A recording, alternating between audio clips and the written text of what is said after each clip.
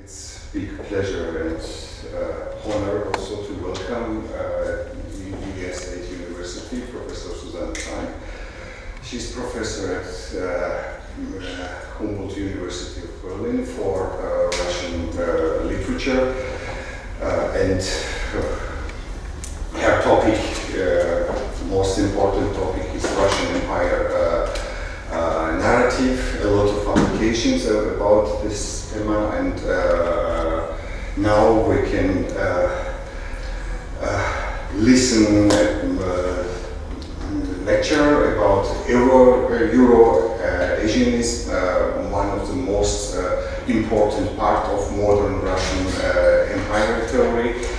And now, yes, please, we can start with. I have to say that Eurasianism at the moment is not one of my main topics, fields of research, but I have some publications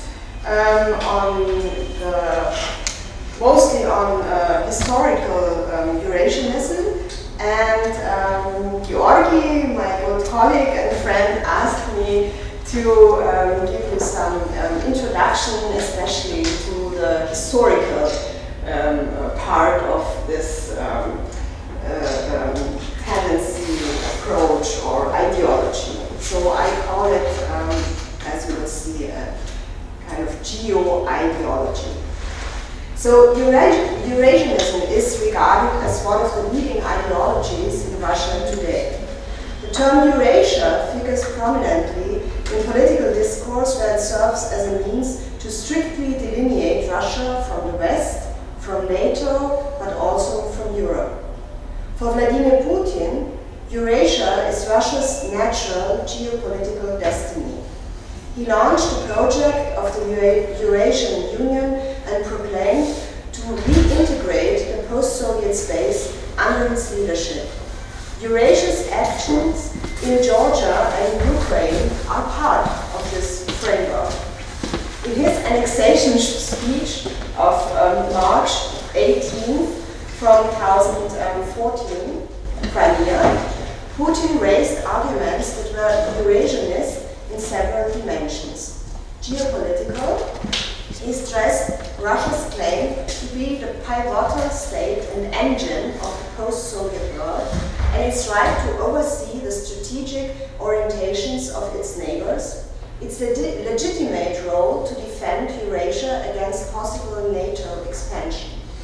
He used the term in a philosophical sense in defending Russia's right to self-determination and defining Russia as the other Europe, as did already the Slavophiles of the 19th century. Thirdly, Putin's use of the term, but also its general popularity today, has a memorial dimension.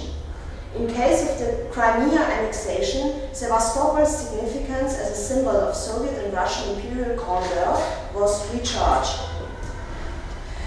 Generally, Eurasia enables making peace with the lost past, imperial and Soviet, closing these historical chapters, and at the same time integrating them into a national grand narrative. It helps memory, mourning, and commemorating, and rebuilding. Watching recent literary politics and processes of canonization in Russia by awarding different important prizes of most important novels of the year, one also can observe a tendency to Eurasianize Russian literature in today's Russia, to privilege works with Eurasian topics and stress Russian literature's multinational and specifically Eurasian character. I'm thinking, for instance, of works by Andrei Volos, Russian from Tajikistan, Musei Yakhina, a Tatar writer, or Alisa Ganieva from Dagestan. Alexander Dugin, university professor and founder of the new Eurasianist movement in post-Soviet Russia since the 1990s, is one of the most popular political ideologists in today's Russia. And he is not the only Moscow University professor who enthusiastically represents Eurasianism as an ostensibly science-based doctrine. Dugin is the one who in the early 1990s started to rely the doctrine of new Eurasianism on the historical concepts of Eurasianism that were promoted by some emigre intellectuals of the 1920s and were mostly taboo in Soviet times, as the term in general, but survived in, by then, marginal figures like Lev Gumilyov. Today, of course, Gumilyov has to be seen as the most important mediator between emigre and post-Soviet Eurasianism. Dugin re-edited the founding fathers of historical Eurasianism in the course of the 1990s, commented on them, and framed them as geopolitical and geocultural approach.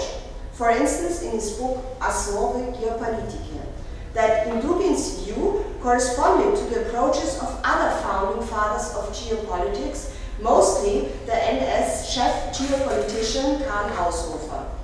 Already, this new contextualization hints at what is recently, some 20 years later, Marlène Laguielle stated.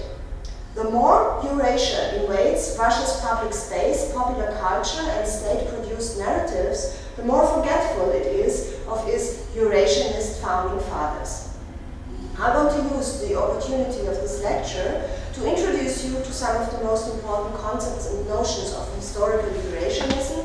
Firstly, because I think that it is important to reveal the differences under the curtain of continuity, and secondly, because in my opinion, a closer look at historical Eurasianism will enable us to better understand what is going on today.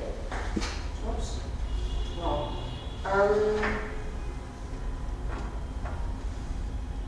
No. So I cannot go on with my slideshow. It's not connected. Seems to be not. So, yeah, okay. So we can go this way. Yes, yeah, it's okay. So let us take a look at the concepts of historical Eurasianism and the positions of its founding fathers.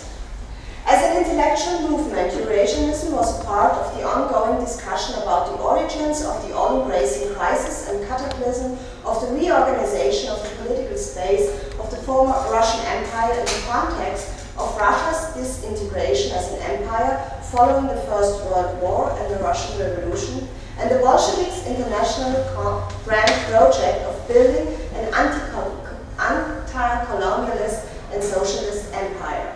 From the very beginning, Eurasianism faced World War I and the Russian Revolution as events of a catastrophic, cataclysmic character with a restorative task. In the first collective publication of Eurasianists, Ishod Kwastovo, Departure Exodus to the East, we can read the following programmatic lines. The essays that make up this present volume were put together in an atmosphere of a consciousness of catastrophe.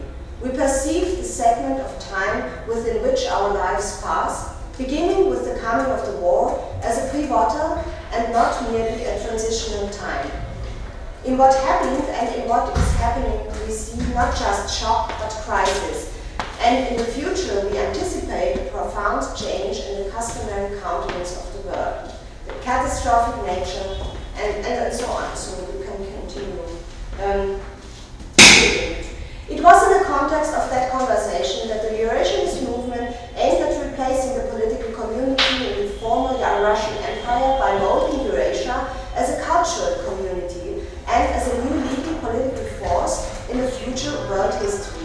Among the main themes of this imagery were a vision of totalizing unity of the Eurasian space, a strong critique of European ideas of civilizational competence and hierarchies, and a reinvention of Eurasia as a leader of the uprising of the colonized against the colonizers, and a rejection of centrifugal nationalisms.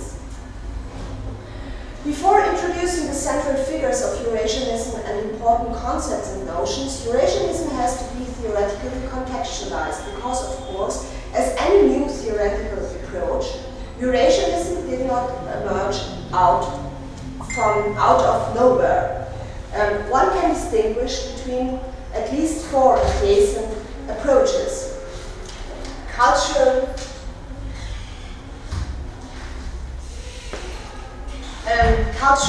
typologies.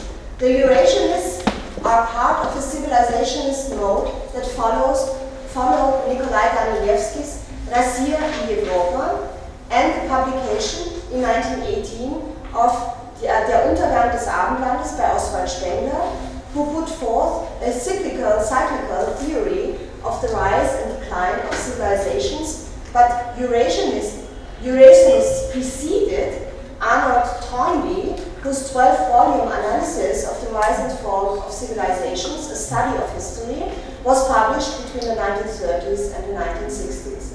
Like Spengler, one of the leading Eurasianists, Piotr Sawicki himself, noted the displacement of the centers of civilization in the course of the global historical process. I quote, "A new cultural geographical world, one that up to this point has not played a guiding role or has entered the arena of world history, is the goddess of culture whose tent for so many centuries has been pitched among the valleys and hills of the European West, not heading for the East." The second context, which is important for Eurasianism, is, in my opinion, Nikolai Fyodorov and Russian cosmism. As Michael Hagemeister has explained, Eurasian activism can be understood in terms of the reception of Nikolai Fyodorov's philosophy of the common task. In fact, Fyodorov's philosophy of action and his idea that humankind will be spiritually unite by fulfilling a common task played an important role in the constitution of the Eurasianist movement and its split at the end of the 1920s. The third context, historicism, in the sense of Karl Popper, as Stefan Wiederkehr recently has argued, because it was Eurasianism's as well as Popper's later, of course, task alike, not only to explain the dynamical mechanism of history, which they understand as a predetermined process, but thereby also to predict future developments in world history. I will come back to this point later. And a fourth context, geopolitics. Eurasianism shares with German and Anglo-Saxon geopoliticians the idea that the land-sea binary expresses two differing political concepts. So Eurasianist discourses do not employ the terms of tellurocracy and thalassocracy. They nevertheless associate the maritime sphere with parliamentary democracies and the continental one with more autocratic regimes. This duality of the world seems to reappear in Sawicki's thought with the existence of two models of empire. One of these is continental and is marked by the importance of ideas and civilizational patterns on the model of Roman or Byzantine empire. The other is a maritime one and is marked by the predominance of economic or trade relations as well as by the leveling of the cultures that it dominates on the British model. Only the continental model, which applies to Russia, is deemed to be a healthy imperialism capable of creating a supranational culture and serving the progress of humanity. This imperialism comprises a particular type of macro-state that enlarges its national culture beyond its geo-ethnic borders. According to the formula originally borrowed from Sir Halford Mackinder, the Eurasianists declare that whoever dominates the steppes will easily become the political unifier of all Eurasia. This differentiation between imperialism, positive and Eurasian, and colonialism, negative and European, was reproduced by a number of Eurasianist ethnographical and historiographical discourses. What distinguishes Eurasianism, however, from all these approaches is that all Eurasianist writings are investigations, ideological constructions, and calls to action at the same time. In 1925, in the first systematic manifesto of Eurasianism, Piotr Sawicki put it as follows. Eurasianism is not only a system of historiosophical and other theoretical doctrines. Its aim is to connect thought and action. Together with a system of theoretical insight, this also leads to the affirmation of a certain methodology of action. Because what Eurasianism aims at is the awakening of Russia-Eurasia's self-awareness as a single, multi-ethnic Eurasian nation and its implementation. The Eurasianist doctrine got its name and was elaborated when the founders, Russian emigres, refugees from the revolutionary turmoil of 1917 and the following civil war, coalesced in the Bulgarian capital in 1920. These founders were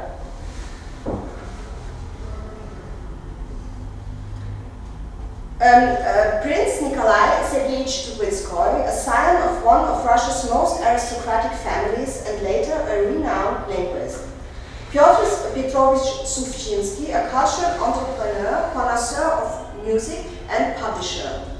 Pyotr Nikolaevich Savitsky, a young and energetic student of Russia's leading liberal politician and scholar Peter Struve, who became Eurasianism's most important GEO theorist.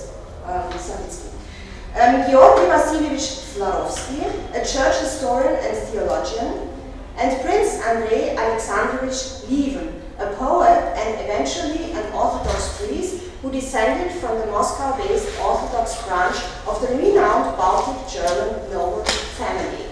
And there are other important Eurasianists who took part in the meetings of 1920 and 1921 in Sofia. For instance, the very interesting historian Piotr Chitsili, who later on stayed as a university professor in Sofia, and some others. So let me introduce the two key thinkers of the movement in a bit more detail. First of all, Trubetskoy. He was responsible for the movement's anti-colonialist and relativist edge. He was, as already said, the scion not only of an aristocratic but also academic dynasty. Trubetskoy's father, Prince Sergei Nikolaevich Trubetskoy, was a famous philosopher and historian of Christianity and a close friend of Vladimir Solovyov, the famous philosopher of the Russian Silver Age. In 1908, Trubetskoy entered Moscow University, where he studied linguistics and ethnography. Judging from today's point of view, his later statement that his decision was inspired by the belief that linguistics was the most scientific of all humanities and should therefore provide a method for research in humanities, we reveal Trubetskoy's providence with regard to the disciplinary constellations and dominations in the humanities of the ongoing 20th century. The upcoming dominance of linguistics as a leading discipline. Trubetskoy started to reflect upon Eurasia in 1910-11 at Moscow University as one of the members of the Moscow University Linguistics Circle, in which Roman Jakobson and Trubetskoy took active part. Then Trubetskoy started to revise and turn upside down dominant positions in Russian history by reassessing and recoding East and West, Europe and Asia. In the fall of 1917, the month of the October Revolution, Trubetskoy took sick leave from the university and moved to the south of Russia, and then from there to Istanbul, and then he was invited to Sofia and to teach at the University of Sofia. There the Eurasianists assembled and formulated their manifesto in 1921. For Trubetskoy, his illustrious academic career in Europe just began, which led to his assumption of a position as professor of Slavic languages at the University of Vienna in 1922. There he composed his works, laying out the foundations of phonology, which established his reputation as founding father of structuralism, but also the notion of Sprachbund that obviously was inspired by Eurasianist point of view. Trubetskoy remained in Vienna until his death in 1938. The second leader of Eurasianism, Piotr Savitsky. He was born in Ukraine, the Ukrainian city Chernigov in 1895. Savitsky experienced the First World War, the Russian Revolution and the Civil War, and subsequently emigrated to Russia. In 1921, he moved already after the meeting in Sofia to Czechoslovakia, where he lived under German occupation during the Second World War. He was arrested by Soviet forces in 1945 and spent 10 years in Stalin's Gulag. In 1956, he returned to Prague, where he died in 1968. So now to the main and most important concepts and notions of these two Eurasianist thinkers. First of all, the critique of Eurocentrism, avant la lettre, whose author was Trubetskoy. The first Eurasianist publication was Trubetskoy's brochure Europe and Mankind, published in 1920 in Sofia, where Trubetskoy met other leaders of the Eurasianist movement. This book came out well before the first Eurasianist collection. Curiously, Trubetskoy chose to write this book without specific references to the Russian experiences, focusing instead on a generalized critique of the Eurocentric worldview. As Trubetskoy put it in the introduction to this book, my ideas concern not just the Russians, but all other peoples who more or less accepted the European culture without being Romano-Germans by origin. So we can feel this messianic, certain messianic mission in this quotation. Trubetskoy's starting point in Europe and Mankind was the problem of cosmopolitanism. The author claimed that contrary to all appearances, cosmopolitanism and chauvinism are opposites, but actually result from one and the same point of view, because cosmopolitans, in their plea for a universal civilization, presume the civilization of Roman and Germanic peoples as its measure. The Romano-Germans were so sure that only they were human beings that they called themselves humanity, and their own culture the all-human civilization, and their own chauvinism, cosmopolitanism. Because European cosmopolitans thus propagate the culture of a specific ethnographic and anthropological unit, the same unit whose supremacy the chauvinist dreams of, supremacy the chauvinist dreams of. There is no principal difference between chauvinism and cosmopolitanism. The Europeans determined their own position at the top of the evolutionary progress due to their own egocentric psychology, which suggested that Europe was the beginning and the end of evolutionary development. Instead of remaining objective, the Europeans simply took themselves and their own culture to be the crown of human evolution.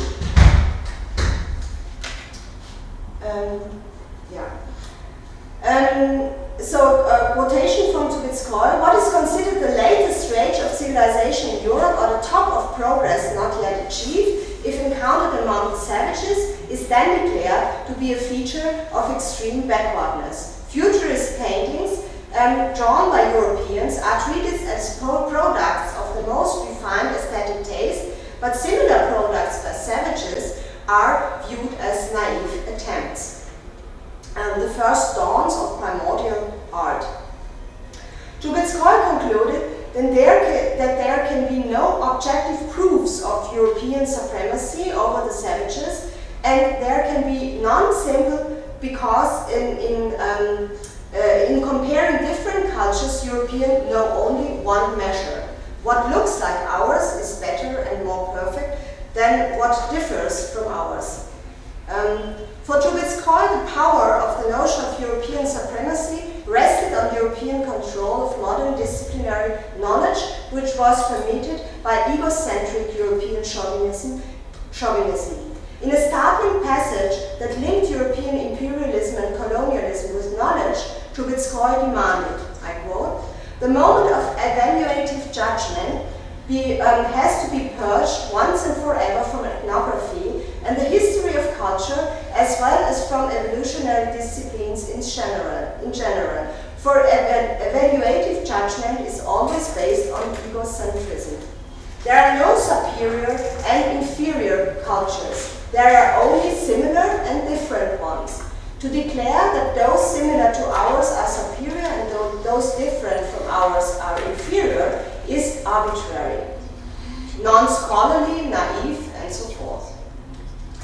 Trubetskoy suggested that the non-Europeans should free themselves from the hypnosis that makes them believe in the universal nature of European cultural norms. They should open their eyes and change their attitude to the culture of their own peoples. Members of the intelligentsia by Europeanized peoples used to be agents of the Romano Germans, but having recognized that Europeanization is absolute evil and cosmopolitanism is barefaced deception, they should stop the triumphal spread of civilization. Trubetskoy started to write this book about 10 years earlier, but he complained that most people simply did not understand his thoughts. They did not understand them not because he expressed them poorly, but because for most Europeans, as Trubetskoy himself said, educated people, these ideas were almost organically unacceptable as contradictory to some indestructible psychological foundations upon which the European way of thinking rests. Only then, after the Great War, the First World War, the situation changed, and so it gave the most important impulse to the first publication of the Eurasianists in 1921.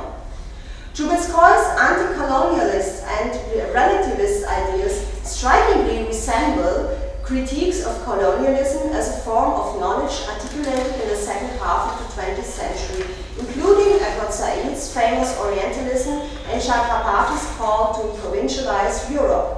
But contrary to all appearances, the Eurasianist argument was emancipatory only in a rather paradoxical way.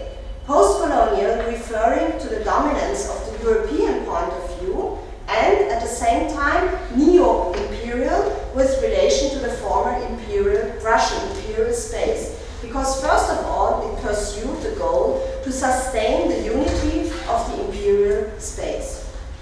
Obviously, like the contemporary Bolsheviks, the Eurasianists also experienced the necessity to legitimate and thereby hide their neo-imperialist task.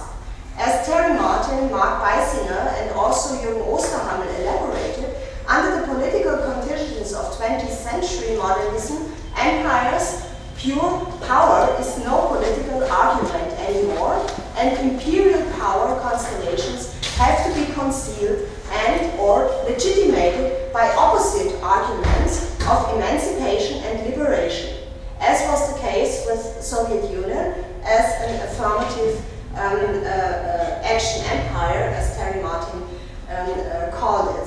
Therefore, the Eurasianists tried to defend the unity of Russia-Eurasia by reinterpreting it and endowing it with ethnographic, cultural, and geographical content. Two central arguments are most important for this strategy. First, the radical reinterpretation of Russian and imperial history, and second, what Marlene Laruelle has called geo-ideology, the construction of Eurasia as a multi-layered cultural, political, religious, and linguistic unity. For the Eurasianists, so to the historical argument. The historical pattern of interactions between the ancient Russians and the Golden Horde had been a major preoccupation. Whereas for classical Russian historians, Sergei Solovyov and Sergei Solovyov and Vasily Khrushchevsky, as well as for Soviet historians of the 1960s, the Mongol or Tatar yoke was a terrible force which stood in the path of the development of the Russian people and the other nations of our country. It represented the greatest evil which put a brake on all historical progress. The Eurasianists saw this period as an enabler of the Russian Empire. Trubetskoy and others offered a revisionist interpretation of this experience, which did not deny the dreadful realities of Mongol supremacy, but pointed to the positive geopolitical legacy that Russia was eventually to inherit, and as it freed itself from the domination of the nomadic armies. Eurasianism, in fact, tends to substitute space for time, or at the very least, to subordinate the latter to the former, claiming that history is only a subdivision of geography. This aspect becomes even clearer when we take a look at their symbolical construction of Eurasia as a unity, which, besides reinterpretation of history, was the Eurasianists' main task. Oh, I forgot to, okay, we can discuss it. These are some of the most important works of Piotr Sawicki, which, as I see it, are still under investigated and are for some reason really interesting for us today. Besides their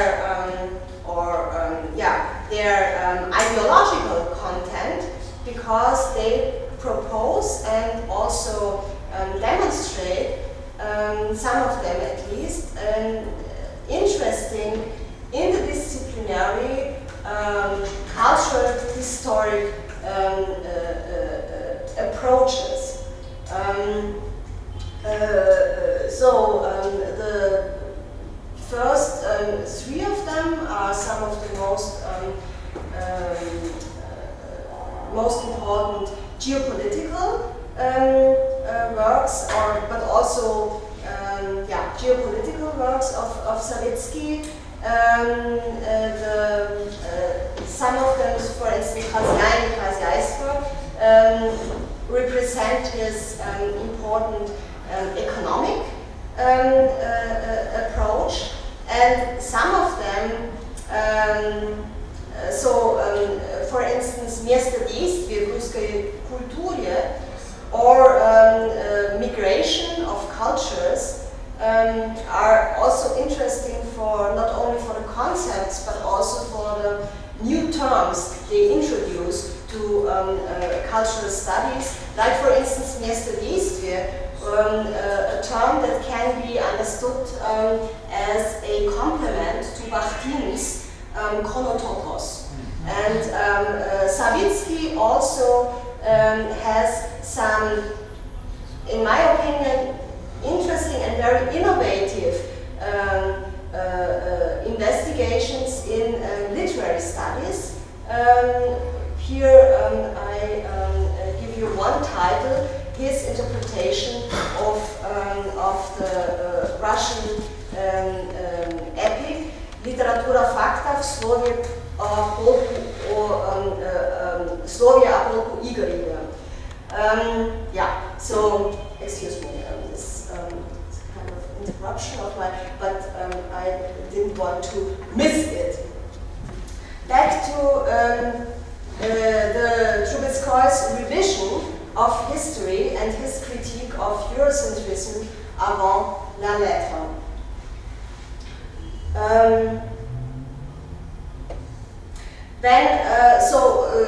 Trubetskoy and I see them together. Their arguments are quite similar. Trubetskoy's revision of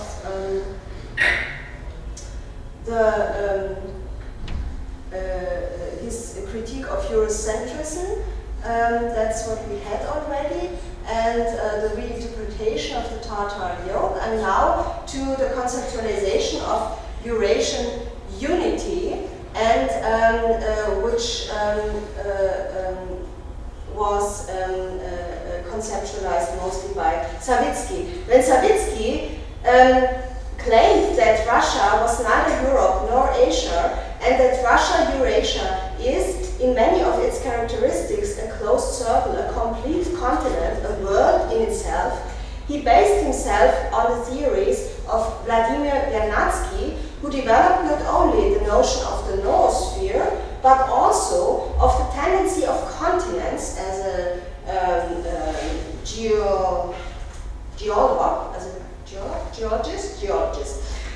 geologist, and the notion that each cultural world is supposedly moved by an internal centripetal dynamic. So the tendency of continents to self-organization, that was the point of Vernadsky. For Savitsky, it was the scientific task of Eurasianism to elaborate the hidden, the deeper reality of Eurasia as a synthetic, multi-layered unity. The comparison of the data from general and economic geography with the data from the history of economics, ethnography, and archaeology and linguistics has hardly begun, despite the fact that it could offer an entirely new synthetic image of Russia and Eurasia. What has to be found is a focus that allows us to understand various different phenomena of the perspective of one single regularity. And the basis for the Eurasian worldview is the idea of the periodical system of being. By this term, the Eurasianists try to denote the regularity and the rhythm that constitute the order of the world. The periodical system of geographic zones in Russia-Eurasia corresponds to the periodical and rhythmic system of its history. So Vernadsky in this sentence is the geologist is very present. To the geographical unity. For Savitsky, Eurasian unity is not to be sought in the existence of one and the same geographical territory, definable by a single feature. Very much to the contrary, unity is established by the systematic character precisely of its diversity, by the regularity or law-like conformity, zakonomiernost, in which different natural features intersect. Eurasia for Savitsky is thus defined by four botanical and pedological horizontal ribbon-like strips running from north to south on an east-west axis, the tundra, the taiga, the steppe, and the desert. Savitsky does not attribute an equal role to each strip in the construction of Eurasia. The steppe for him constitutes the geopolitical flesh of Russia, its primary element and major explanatory principle. These strips themselves intersect transversally by means of three planes. The one linking the White Sea to the Caucasus, the Siberian plain, and the Turkestan plain.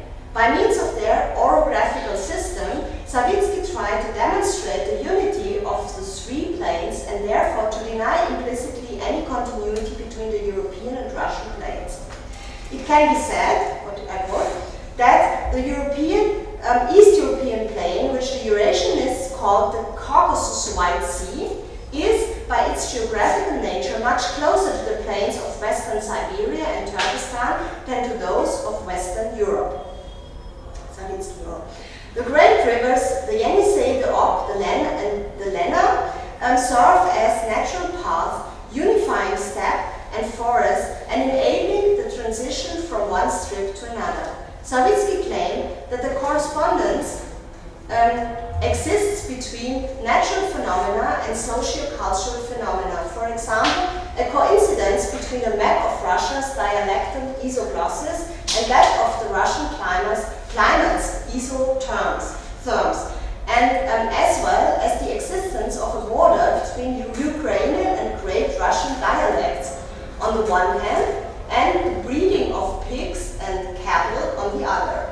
Two elements that, according to him, make it possible to geographically differentiate Eurasia from Europe. The main law, in the sense of regularity, explaining Eurasia as a specific continent is therefore precisely this constant potential parallel between north and south. For this meeting between strips and planes, between latitudinal and longitudinal principle, is born the Eurasian, from this meeting, is born the Eurasian world, defined by Savitsky as a world of systems of periodical and symmetrical zones. The Eurasian geographical and historical linchpin is the steppe, as already said. When it comes to the question of borders, Eurasianists suggested the existence of two categories of borders, hermetic and porous. The relation to Europe aims to be hermetic, and that to Asia porous. Western borders are the most clearly defined and the most impermeable because the Eurasian identity has to preserve itself from so-called Romano-Germanic imperialism. They are therefore said to be as visible in geography as they are in culture or religion, or even in epistemology. Fragmented sciences versus a holistic approach, so fragmented on the west and holistic.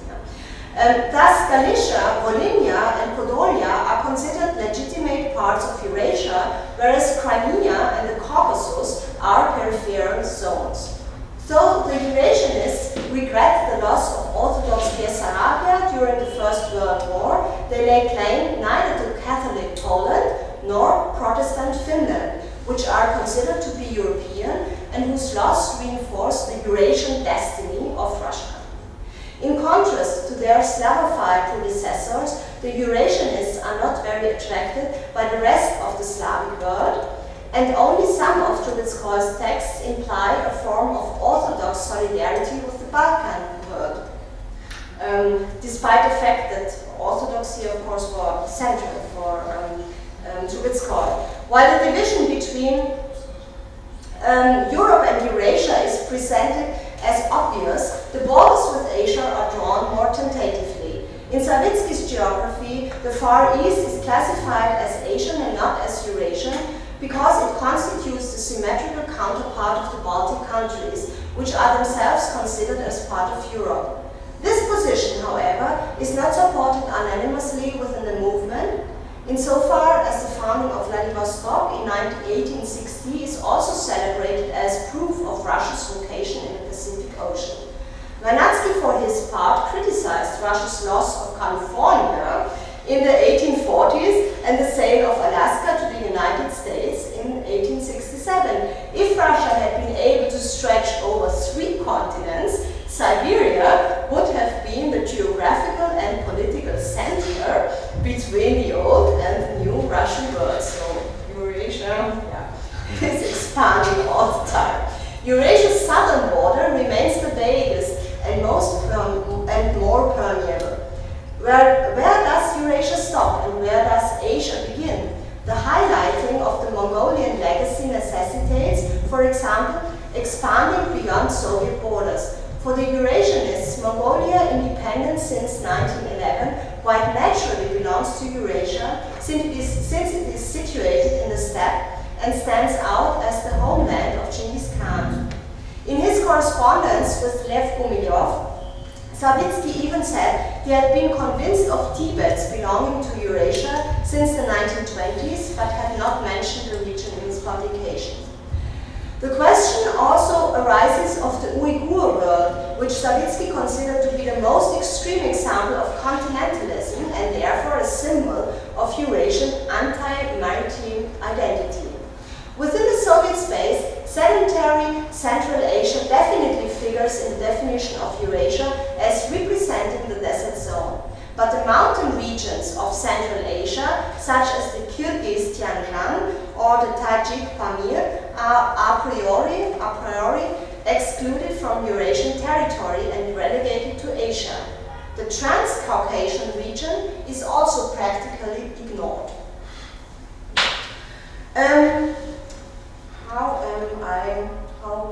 Is there some time left? Yeah? Okay. So then some words on linguistic, on the concept of linguistic unity. The most vivid expression of Eurasianism as linguistic theory, the concept of linguistic alliance, Sprachbund, or in Russian, Yazykovый Союз, had been proposed by Trubetskoy in his article Babylonskaya Bashня и смешение языков from 1923 as a means of studying systematic convergences between languages that were genetically unrelated but situated in close geographical proximity. In a paper presented to the First International Congress of Linguists in 1928 in Prague, Trubetskoy used the German word Sprachbund, defining it as a group of languages with similarities in syntax, morphological structure, cultural vocabulary and sound systems, but without systematic sound correspondences, shared basic morphology or shared basic vocabulary. One of the examples Trubetskoy investigated was the assumed Caucasian Sprachbund. But in the 1920s, Trubetskoy studied Ossetian folklore. He spent several summers in the Caucasus near Kislovodsk at the estate of the academician Vsevolod Fyodorovich Miller, one of Russia's leading scholars of Iranian languages. By that time, Trubetskoy had already published reviews of works on Caucasian folklore in scholarly journals and immersed himself in the literature on the Caucasus. Later on, Trubetskoy sharply, in a letter, for instance, in a letter to Roman Jakobson, sharply criticized Nikolai Mark and his concept of diaphatic languages as pure nonsense. It was Jakobson who first applied the term to the study of phonological patterns over the Eurasian landmass in his article Towards a Characterization of the Eurasian Linguistic Alliance in 1931, on which he worked for approximately 3 years. Over some 50 pages of argument, Jakobson concluded that the Eurasian heartland was a territorially compact group characterized by the phonemic distinction between hard and soft consonants, as well as by the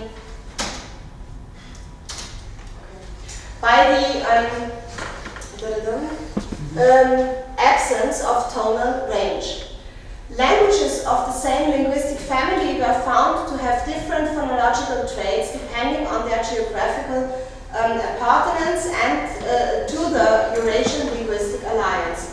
Thus, while Tatar, Nogai, Kazakh, Kyrgyz, and even Azeri, all spoken within the Soviet Union, were found to possess a softening correlation of syllables, Anatolian Turkish was not. Jakobson provided consistent examples of the phonological influence to the Great Russian heartland over the languages of the outlying regions, creating what Patrick Sérieux has called geometrical relations between the center and the periphery. The tendencies that characterize the Eurasian Linguistic Alliance, observed Jakobson, have found their most complete expression in the phonological structure of Great Russian. You could expect this, yeah. Then to the economical unity. For the Eurasianists, Russia cannot permit itself to participate in the global market and to be interdependent with other national economies. Rather, its essential nature impels it toward autarky. According to Savitsky, Eurasia has economies of forest, agriculture, livestock breeding, cotton, the extraction industries, and many industrial zones. This economic complementarity confirms the structural aspect of the Eurasian totality. For Trubetskoy, an autarkic economy makes sense only for a state that represents a world in itself, one that is not part of a larger ensemble and does not have any colonies in the Western sense of the term. The idea of autarky is then what constitutes the specificity of Russia-Eurasia, unique in its combining of territorial continuity and a community of destiny. It has been stated recently that this approach and this concept of autarky can be compared to the contemporary US Monroe Doctrine. There exists a determinate link between the economic and political mission. The first can only be realized in the conditions of a balanced political order, what Savitsky called the Pax Rossica. And here we arrive at the last concept of unity, the religious unity. For Trubetskoy, as for Savitsky and all other declared Eurasianists, orthodoxy was the most important uniting force. And orthodoxy is that aspect that blatantly contradicts the post-colonial task, as well as any cultural pluralism. In the case of Savitsky, his thinking was fused with a strong religious element, at least in the 1920s, and he attempted to create a new and comprehensive political economy subordinated to the teachings of the Orthodox Church. This new political economy, Savitsky was convinced, would not only be more holistic than West European economic teachings, but would also fit the particular conditions of Eurasia. It would promote Russia's harmonious economic modernization, yet at the same time allow the preservation of the country's religious potential. It would enable Russia to accomplish its spiritual mission, the resurrection of the East. Thus, political economy provided Savitsky with the theoretical tools to conceptualize his ideas and make possible his Eurasianism as a coherent system of political, cultural, scientific, and religious thought.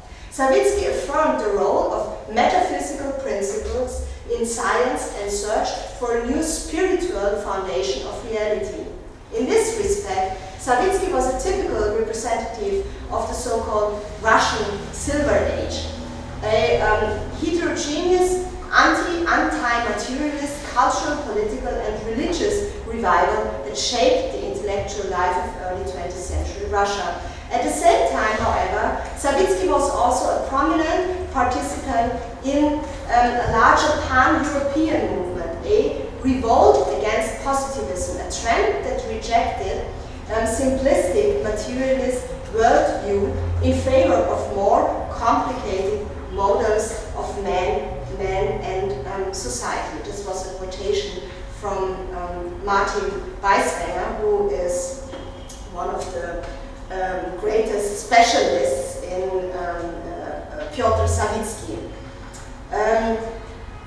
The same is true for Trubetskoy, Karsavin, and other Eurasianists. So, what was the mission of Eurasianism as a call to act? The Eurasianists were convinced of the primordial unity of the different Eurasian peoples and of the need to consolidate this unity in the form of a single political entity. But in Eurasianist discourse, the state is not a political mechanism, a technocratic management of society. The state is rather a historical cultural organism. The geographical and economic autarky of the Eurasian territory subordinates the political autarky of the state that has to be ruled ideocratically. As Trubetskoy explained in a very straightforward way, quote, the territory of a veritably ideocratic state has to coincide with a separated autarkic world. Ideocracy is the term by which Eurasianists juxtapose their model of the state to the democratic state. The Eurasianists consider the practical organization of life and the world to be their main task. They believe,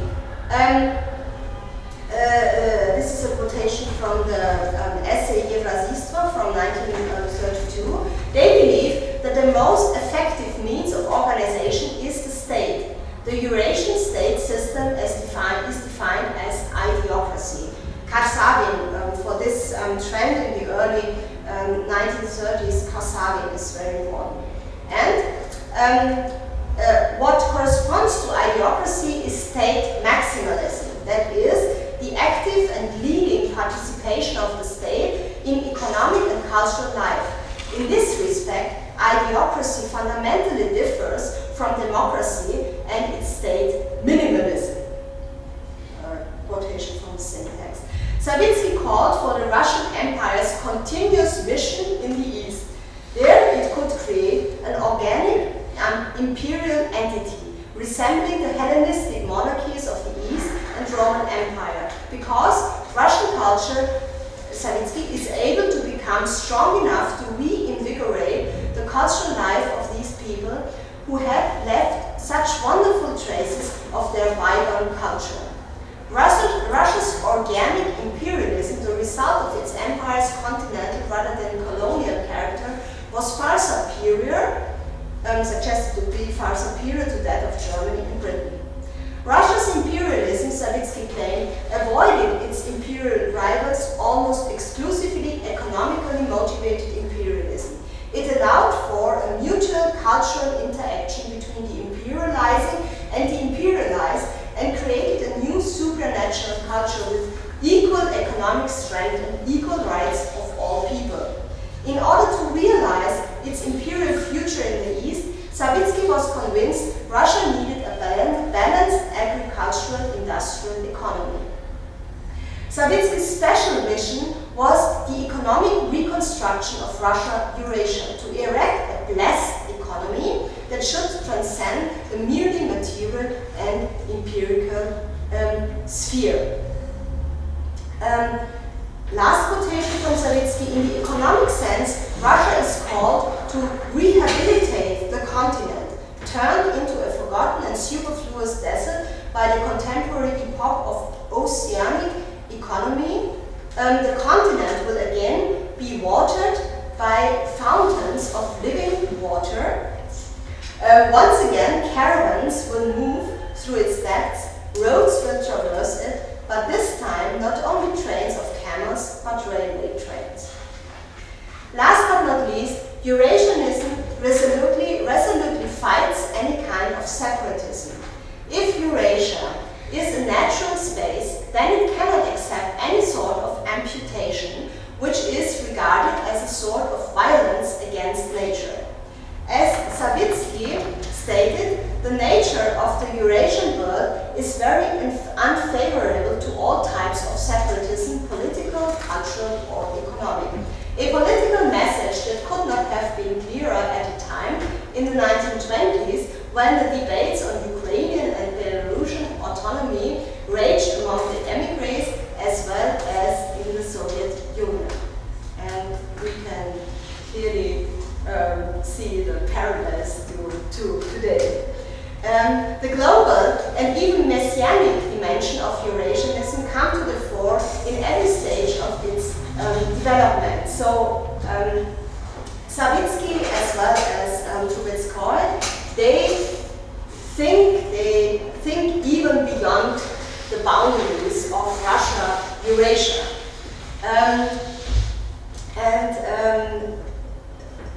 Russian nation has to overcome in itself and by itself the Western race, which has spread its culture over the world. So it's really imperial thinking in the sense of translatio. So the new imperial model has to follow up the bygone Western. To sum up, so what kind of scientific approach was Eurasianism in the 1920s? First, we can say it was a neo-organicist and therefore neo-romanticist approach in cultural theory that presupposed the interconnectedness of all spheres of life and therefore demanded a synthesis of all scientific disciplines, so this specific interdisciplinarity of the Eurasian approach. In order to investigate this geo-organism. It was revisionist and at the same time restorative approach to Russian imperial history. it was a geo-ideology that claimed to have scientific evidence and at the same time called to action. In a specific way, mostly the two last aspects are also important for today's neo-Eurasianism. Also, but it is not so easy to compare the two, today's Eurasianism, neo-Eurasianism with the historical one. Although neo-Eurasianism presents itself as the legitimate heir to the original Eurasianist project of the 1920s and 30s, today's neo-Eurasianists have an ambivalent attitude toward the founding fathers. In Kremlin circles, the preference is to refer to philosophers of the Silver Age like Nikolai Berdyaev, Konstantin Leontiev, and Ivan Ilyin, rather than Nikolai Trubetskoy or Pyotr Savitsky, who are not on Putin's communication guru's list of must-read authors. And in the autonomous republics and in Kazakhstan, for instance, in Kazakhstan, not for instance, the scholarly circles that celebrate Lev Gumilyov are much more interested in his concepts of ethnos and passionarity than in that of Eurasia. And Alexander Dugin borrows his entire repertoire from the German conservative revolution and from the French and Italian New Right, not from the Eurasianist circles of the emigration. And in today's context of fear of diversity and high rates of xenophobia in Russian society, the notion of Russia's inherent familiarity with Asia disappeared from the majority of neo-Eurasianist repertoires. Russia's Eurasian Union project is entirely centered on arguments of a geopolitical, Russia-Pacific facade, and economic, the Asia-Pacific as the driver of world economy in the 21st century, and economic, geopolitical and economic nature. It is almost entirely devoid of any cultural rationale, such as the profound interaction between Slavic and some Asian populations through the century. Furthermore, Russian neo-Eurasianism does not share the exaltation of the East so prominent among the original Eurasianists who were strongly marked by romantic Orientalism, nor does it express any particular sympathy for the cultures of Central Asia and Mongolia. Non-Russian neo-Eurasianists alone valorize their own cultures, branding them in a fashion similar to original Eurasianism by exalting both local ethnicities and their symbiosis with Russian culture. Neo-Eurasianism's views on history and geography are in general less sophisticated than those of the founding fathers. No neo-Eurasianists have taken up Pyotr Savitsky's ideas of месторазбитие or the rhythms of Russian history, his concept of spatiality, or the idea of a geographical symmetry of empire and a geometrical rationality of Eurasian space. So, thank you very much.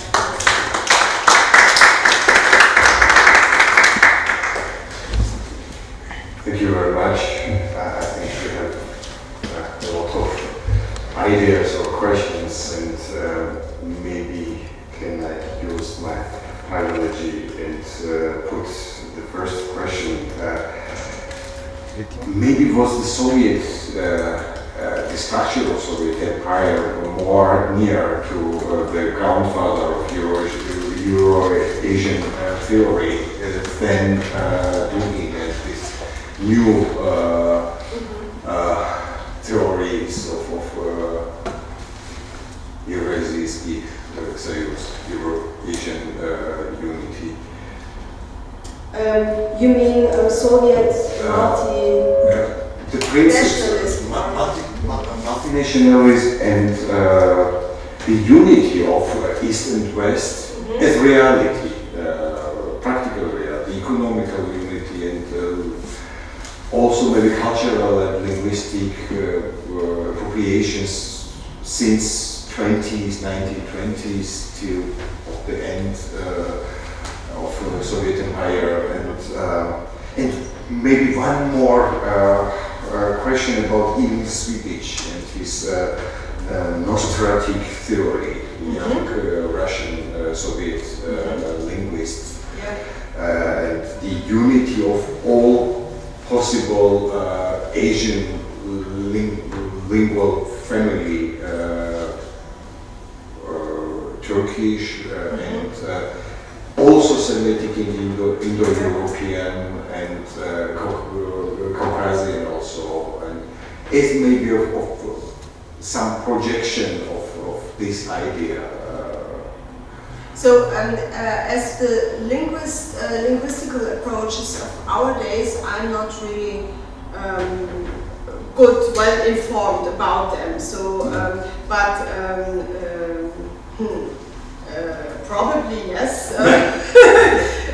I was thinking of the Soviet concept of multinational unity in comparison to this Eurasianist approach, and it seems to me that of course they can be, I mean, as I said, Eurasianism and already Bolshevism and the national policies of the 1920s can be compared insofar as both of them try to avoid explicit imperialistic argumentation and try instead to define their task as liberalist, emancipative, and so on. But what differs very much is the basis of the construction of the unity. So, in case of Eurasianism, religion and economy are most important basis, but economy in another sense than from the Marxist-Leninist perspective, Soviet perspective, of course, because I mean it's in my opinion there's left so much to do. To do research on, especially on Savitsky, because it's really he's a philosophical theoretician of economy that on one hand can be compared to, or must be compared to Bulgakov, because of its religious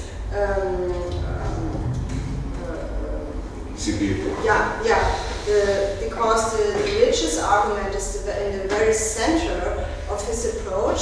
But on the other hand, he is more than Trubetskoy ever was, can be seen as an anti-imperial and post-colonial thinker, because it was constitutive for all for Orientalism and colonialism of the 19th century that nomadism and all kinds of economy connected to nomadism are represent a lower level of civilizational and economical development. But Savitsky tried to argue out of the territory and its necessities, and therefore it was really important for him to balance and to equalize different types of economy within the Eurasian unity. So yes, of course, I find it very important to always contextualize and not see Eurasianism as something very unique or strange. And the opposite is true. So it's, I mean, it's very typical, but at the same time specific. So, yeah.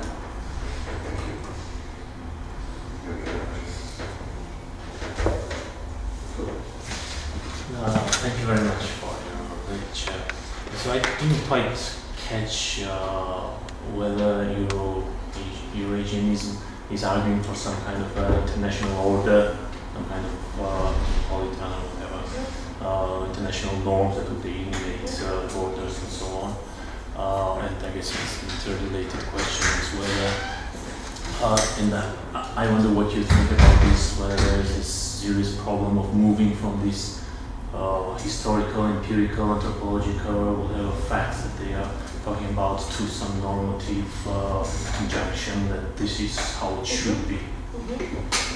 So that's basically this question. So about the international order, they are arguing for some kind of an transnational order. Yeah. And how they see this movement from some given facts to the normative argument that, you know, this is how it should be in the future. I mean, they are all the time very normative, and also in a sense that they all the time use the facts in order to define their norms. Which is problematic, right? Yes, of course. I mean, it's a ideology that claims to be based on scientific evidence. So they, but how to put it? I mean, on the other hand, they explain what they do rather explicitly. They don't hide their normativity or that what they write has always the character of a manifesto and a call to act.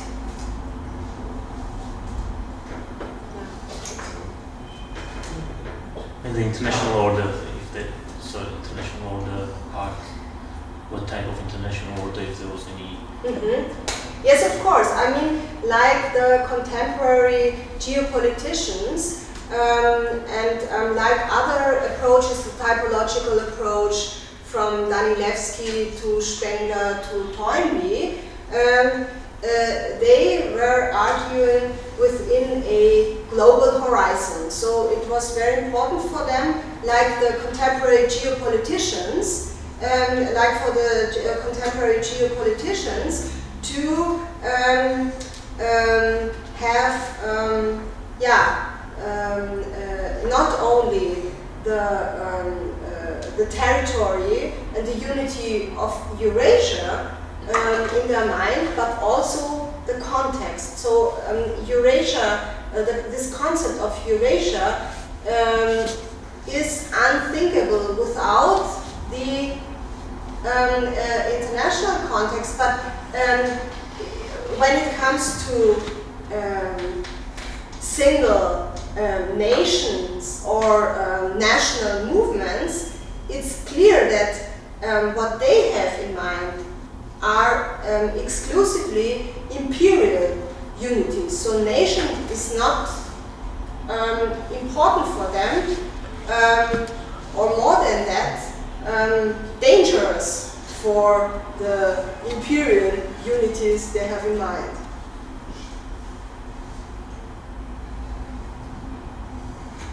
Well, thank you very much, Susie. It was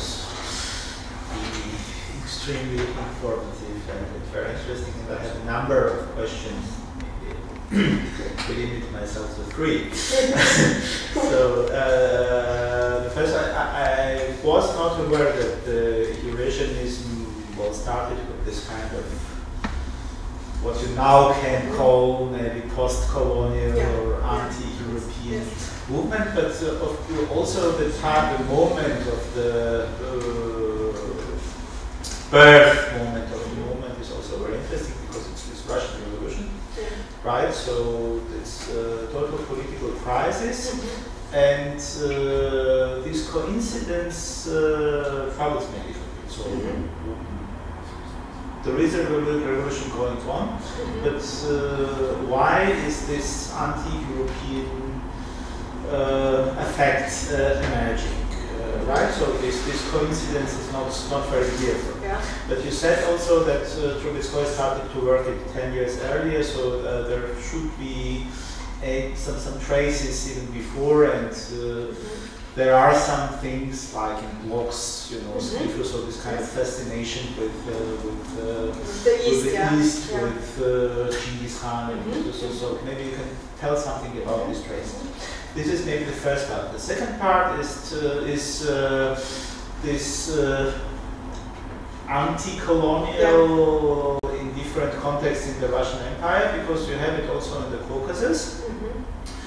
Mar, who is one of the very prominent critics of European, let's say, predominance and European cultural imperialism, scientific imperialism. Parent is Pyotr Ivan, founder of the State University, and interesting is what they offer instead.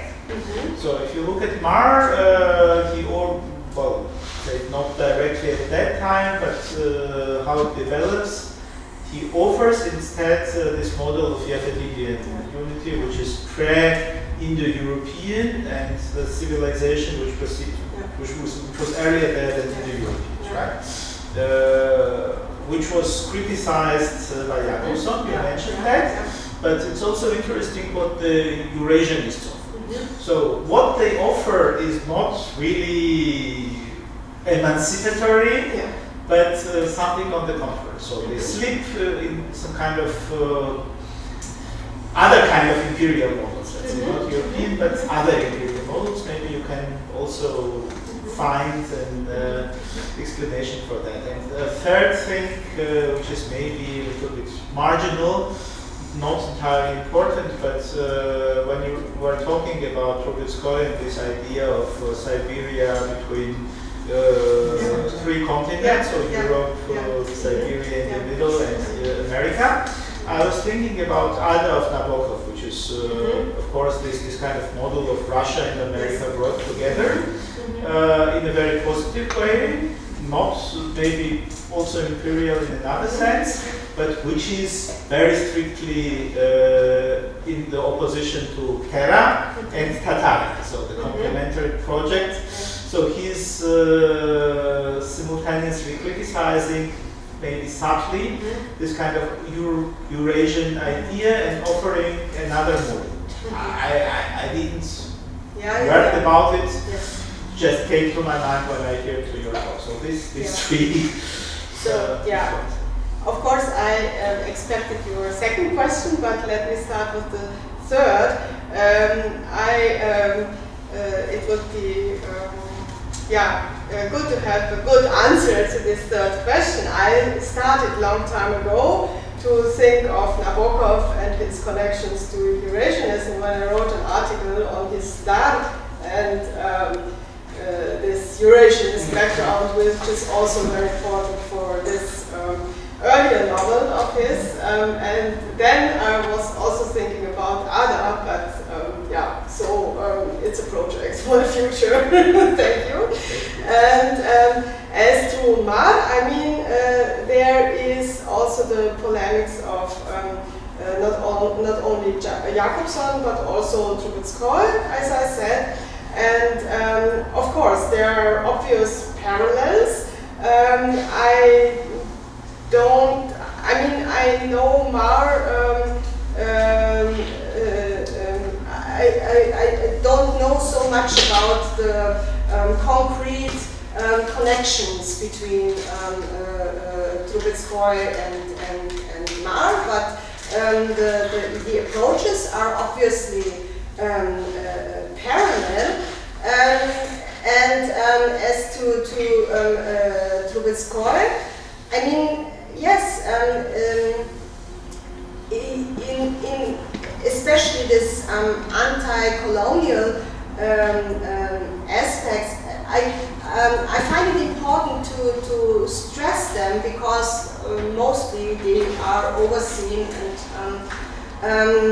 but the Eurasianist writings are really contradictory, because you read Europe and Mankind, and for tens and hundreds, not tens, of pages, you get the impression, yes, it's really post-colonial, and then all of a sudden comes this, mostly it is orthodoxy, yeah. So this project of unite what should be, by the very idea, already united through geography, nature, culture, language, and so on. Third time by religion. So it's not quite clear why. For what aim is this religious approach? That is, in my opinion, the most imperial, yeah, really necessary. So, and it really contradicts the historical approach. Yeah, and so this kind of contradictoriness is hardly can hardly be compared to anything contemporary, because most other approaches I know and that can be compared to Eurasianism are quite clear and have one well-defined point of view. So I'm still rereading Eurasianist texts for many years.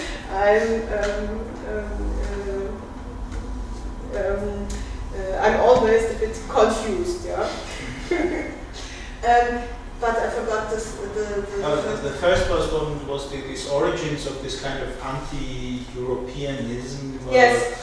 In the moment of Russian Revolution. Yeah, yeah. So yes, of course, symbolism is important, very important, and block is and this skiffle is very important for Trubetskoy, but it was important for them to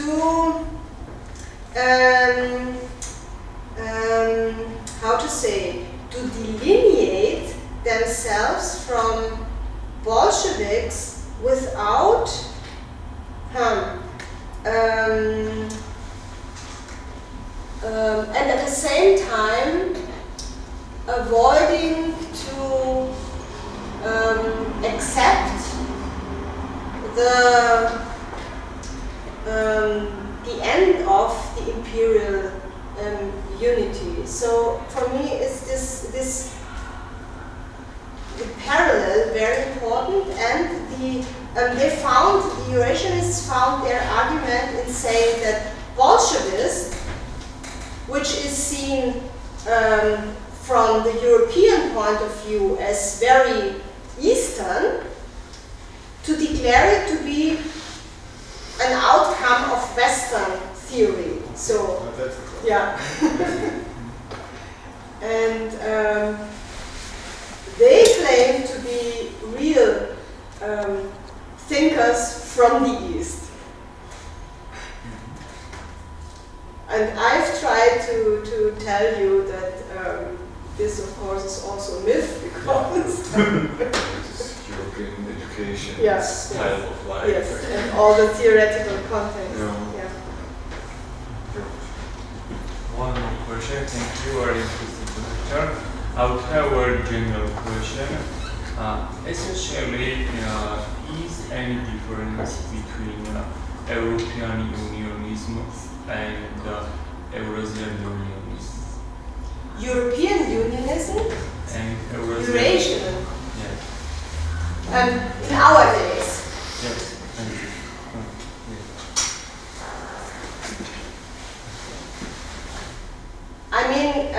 from the Eurasianist point of view, obviously yes, and there's a continuity to the old Eurasianists, because they claim that the Eurasian unity is based on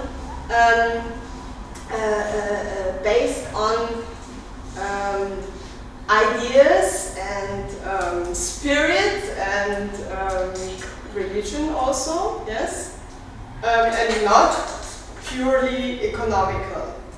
Yeah? But from the distance, I can ask you if you can see any European or yes, pan-European ideology that is important for EU unity today. I mean, is it? Yeah. Some kind of difference? European Union is more secular, and Eurasian Union is more religious or spiritual, as you said, ideological. As we know, it is based on the treatment between Germany and France. Everything began from here, from rural or cold. I don't remember what it was called. Essentially, it is economical principles-based union, which is based on economical principles. In another case, in European Union's, Eurasian Union's case, it is more ideological and spiritual. We can say so. Yes. Can we say so? Yes, I would. Thank you. Very simple answer, but yeah, not very sophisticated. More questions? Okay, thank you very much.